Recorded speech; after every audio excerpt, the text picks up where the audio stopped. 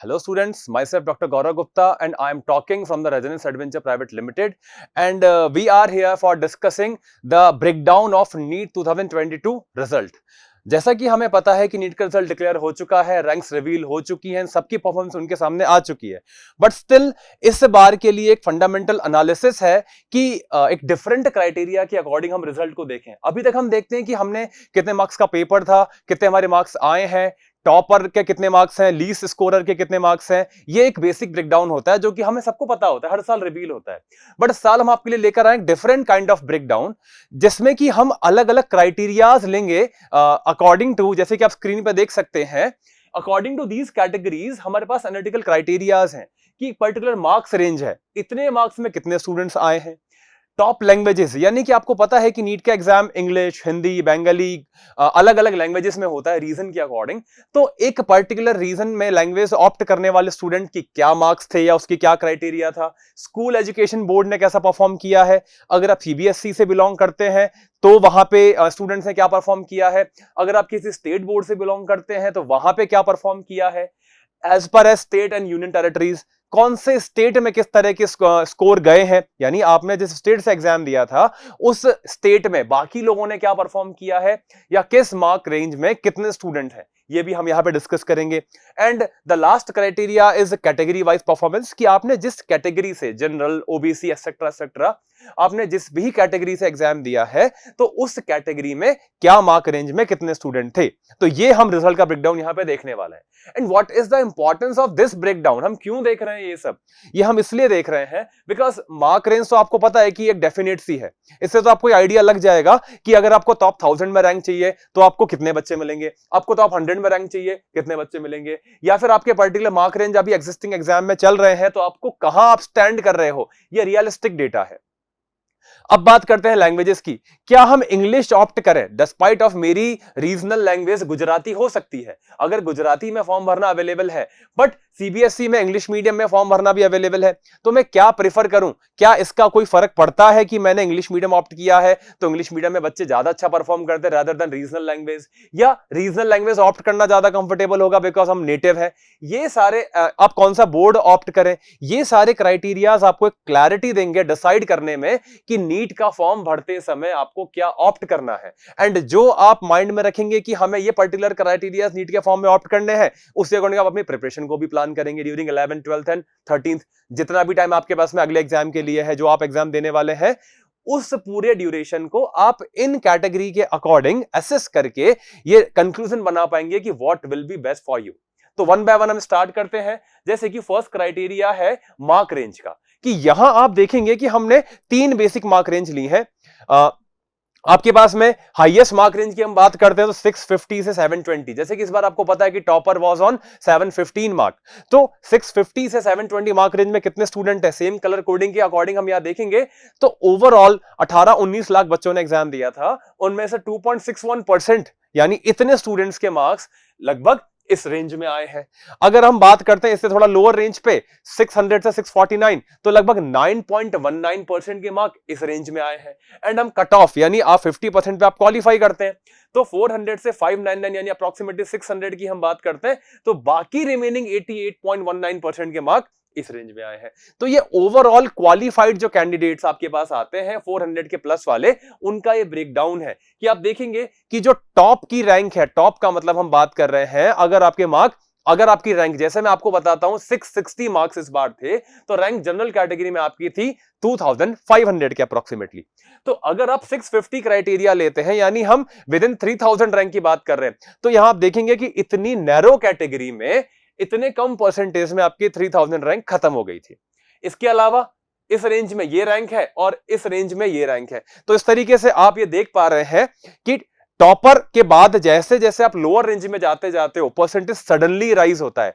हम स्टार्टिंग के 50 या 70 मार्क्स देखते हैं, ओनली 2%, 2.61%। नेक्स्ट हम 50 मार्क्स देखते हैं, आपका रेशो लगभग 5 टाइम हो गया, यानी 5 गुना बच्चे बढ़ गए, और उसके बाद तो सारी के सारी खत्म हो जाते हैं। तो इस तरीके से मार्क रेंज के अकॉर्डिंग आपके नंबर ऑफ कैंडिडेट का डिवीजन था, जो साल के परफॉर्मर आपके पास रहे हैं।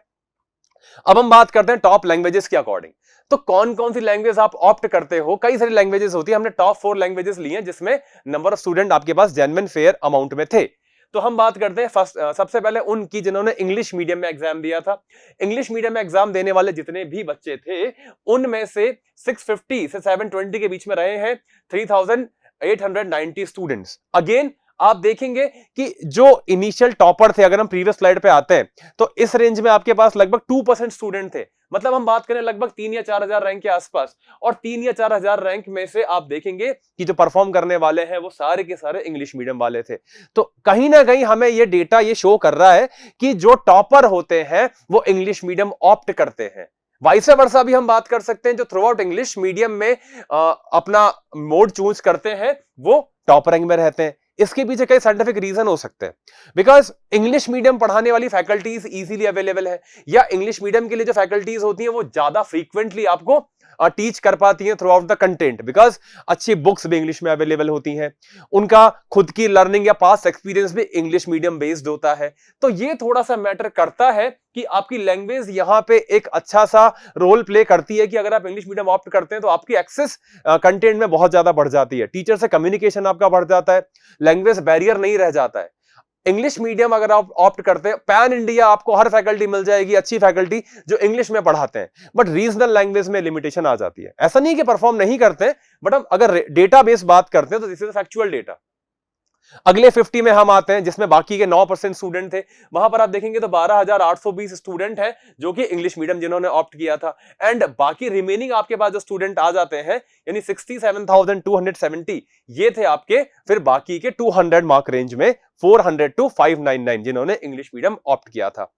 अगर हम आगे चलते हैं, अब हिंदी मीडियम पे आते हैं। हिंदी मीडियम भी एक सेकंड मोस्ट कॉमन लैंग्वेज है जो कि ऑप्ट करते हैं हम स्पीकिंग में, एग्जाम में या बाकी चीजों के लिए। तो हिंदी में अगर आप देखेंगे तो जो टॉप 70 की मार्क रेंज है, अगर हम बात करते हैं 720 से 650 के बीच की मार्क रेंज में बात करते हैं तो लगभग 700 स्टूडेंट आपके पास यहाँ पर है। एंड उसके बाद हम नेक्स्ट 50 पे आ जाते हैं तो यहाँ पर आपके पास लगभग 3000 स्टूडेंट हैं, एंड बाकी रिमेनिंग आपके पास आ जाते हैं लोअर कैटेगरी में जिनका मार्क्स थोड़े से कम थे, बिलो 600 थे।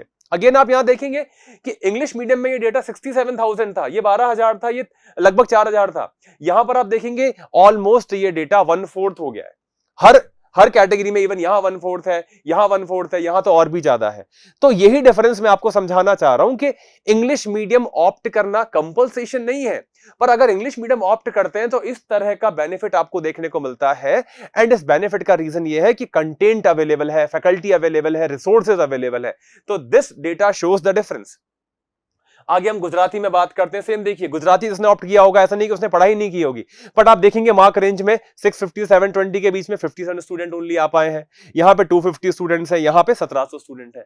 तो अगेन ये वही हम डिस्कस कर रहे हैं। अगर आप देखेंगे बंगाली में यहाँ पे 28 है इस मार्क रेंज में, या 166 है, और यहाँ पे लगभग 1000 स्टूडेंट्स है। तो ये था टॉप 4 लैंग्वेजेस का ब्रेकडाउन, जो हाईएस्ट परफॉर्मर रहे हैं, तो उनको हमने यहाँ पे आपके सामने प्रेजेंट किया है, सो दैट आप एक क्लैरिटी ले पाए कि आप किस मीडियम में प्रिपेयर कर रहे हैं। और अगर आपके पास सफिशिएंट टाइम है तो क्या आप स्विच करना चाहते हैं इंग्लिश में या किसी और लैंग्वेज में फ्रॉम रीजनल लैंग्वेज, या आप अपनी लैंग्वेज में कंफर्टेबल है, that will be decided by this data. अब हम बात करते हैं कैटेगरी वाइज कि कैटेगरी के अकॉर्डिंग आपके पास यहाँ पे क्या क्या परफॉर्मेंस है। तो आप जानते हैं कुछ अलग अलग कैटेगरीज होती हैं। We start from the general category. अगर हम जनरल कैटेगरी में मार्क रेंज की बात करते हैं कि 650 से 720 के बीच में कितने स्टूडेंट रहे थे जनरल कैटेगरी, अप्रोक्सीमेटली 2500 के आसपास आपके स्टूडेंट थे। इसके बाद अगर नेक्स्ट लोअर 50 में हम बात करते हैं 600 से 649 के बीच में लगभग 6000 बच्चे यहाँ पे रहे हैं। एंड उसके बाद हम आ जाते हैं 400 से 600 जो कि क्वालिफिकेशन की लास्ट रेंज है, हम बात कर देते हैं यहाँ पे लगभग 50,000 स्टूडेंट्स हैं। एंड इसके नीचे यानी 100 से 720 के बीच में जो टोटल रहे हैं वो 3,18,804 यहाँ पे स्टूडेंट्स रहे हैं। तो इस तरीके से आप देख सकते हैं।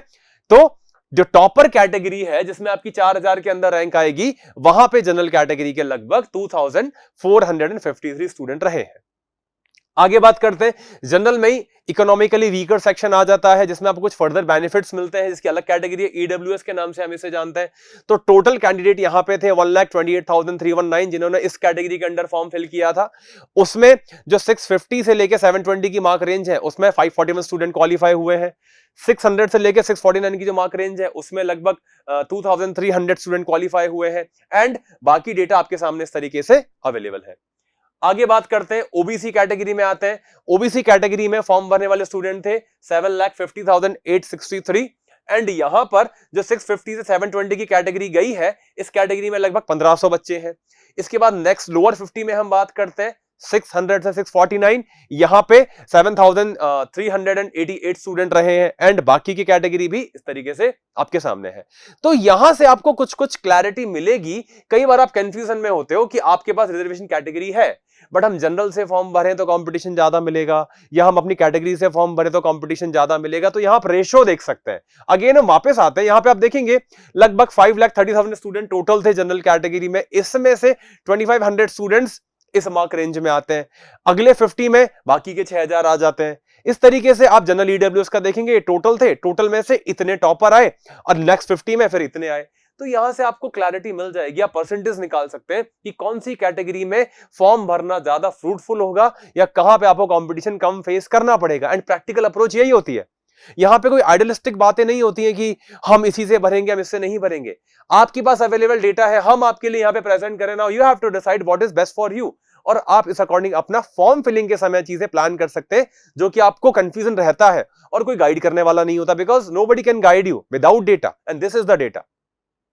आगे ओबीसी के हमने डिस्कशन कर लिया, हम एससी कैटेगरी पे आते हैं। एससी कैटेगरी में टोटल स्टूडेंट्स थे 2,52,000 एंड यहां पे जो 650 720 की मार्क रेंज यहां पे 96 स्टूडेंट रहे हैं। 600 से 649 की मार्क रेंज यहां पे 271 रहे हैं एंड बाकी के डेटा भी आपके सामने है।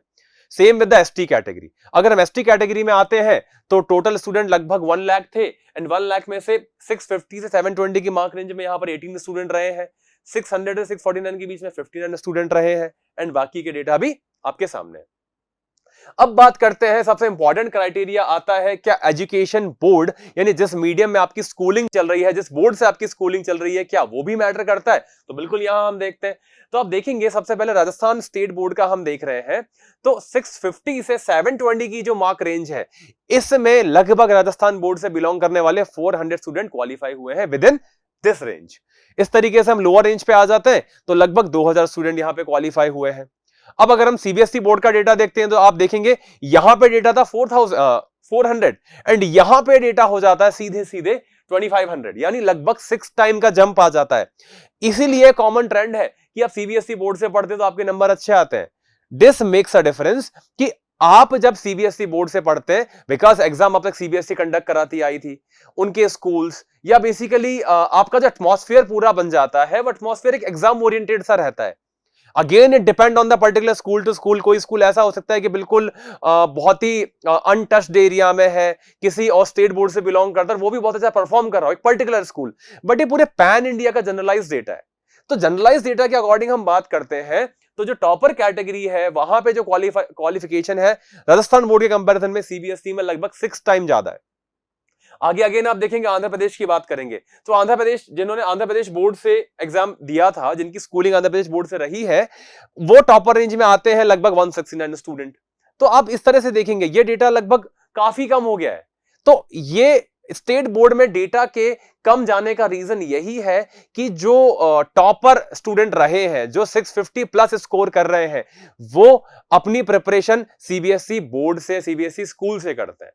क्या होता है कि कई बार आप किसी और स्टेट बोर्ड के स्कूल में या किसी और लोकल स्कूल में एडमिशन लेते हैं, ऐसा कोई मतलब नहीं है कि वहां पे पढ़ाई नहीं होती है। That doesn't make a difference. Difference यहां से आता है कि आपके मार्क्स कैसे सेंड किए जा रहे हैं, आपका कॉन्फिडेंस लेवल वहां पे कितना है, आपको एक्सपोजर कितना मिल रहा है। बिकॉज नीट एग्जाम में या और अदर एग्जाम्स में भी अभी प्रैक्टिकल अप्रोच के क्वेश्चन भी आना स्टार्ट हो गए हैं।